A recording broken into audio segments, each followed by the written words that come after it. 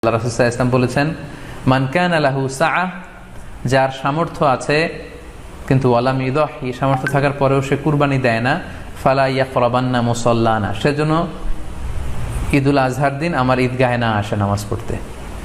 আল্লাহ রাসূল সাল্লাল্লাহু আলাইহি ওয়াসাল্লাম হুঁশিয়ারি বাণী ঘোষণা করেছেন, ধমক দিয়েছেন যে সামর্থ্য থাকার পরেও যে কুরবানি দেয় না সেজন্য আমার ঈদগাহে না আসে।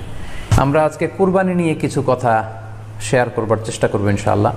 কুরবানির প্রসঙ্গটা আসলেই আমাদের স্মৃতির মানসপটে আমাদের ইব্রাহিম আলাইহিস সালাম এবং ইসমাঈল আলাইহিস সালামের যে কুরবানি, ওনাদের যে আত্মত্যাগ, এই দৃশ্যপটটি কিন্তু আমাদের চোখের সামনে ভেসে ওঠে। আমরা জানি যে ইব্রাহিম আলাইহিস সালাম আল্লাহ তাআলা সন্তুষ্টির জন্য স্বীয় পুত্র ইসমাঈল আলাইহিস সালামকে কুরবানি করতে চেয়েছিলেন, এবং সেই প্রসঙ্গ থেকেই কিন্তু আমরা প্রতি বছর জিলহজের 10 তারিখে কুরবানি করে থাকি। এবং এই দৃশ্যটি আল্লাহ তাআলার কাছে এতই ভালো লেগেছিল, এই আত্মত্যাগের দৃশ্যকে